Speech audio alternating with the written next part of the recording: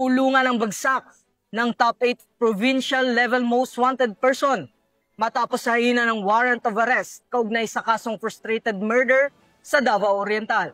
Ang report mula kay Patrolwoman Queenie Babes Arendain. Arestadong isang individual sa sinasagawang manhunt Charlie operation ng mga tauhan ng Baganga Municipal Police Station. Nito lamay 13 ng Oktubre taong kasalukuyan sa Barangay Central, Baganga, Davao Oriental. Kilinala ni Police Major Randy T. Galicia, Acting Chief of Police ng Baganga Municipal Police Station, ang suspect na si Alias Rod, 26 taong gulang, na pawang residente ng nasabing lugar at tinaguri ang top 8 provincial level most wanted person.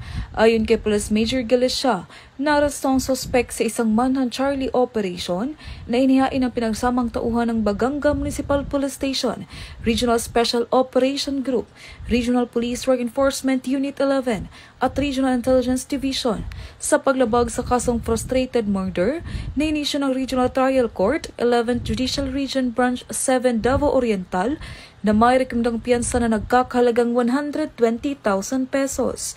Sa katunayan, ang suspect ay nasa kustodiya na ng nasabing istasyon upang dumaan sa tamang disposisyon.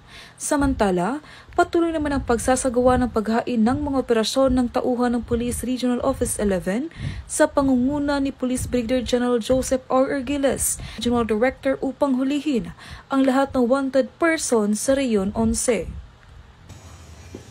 Mula dito sa Police Regional Office 11, ako yung PNN Correspondent Patrolwoman Queenie Babes Arendain, alagad ng batas, taga-taguyod ng Balitang Pulis.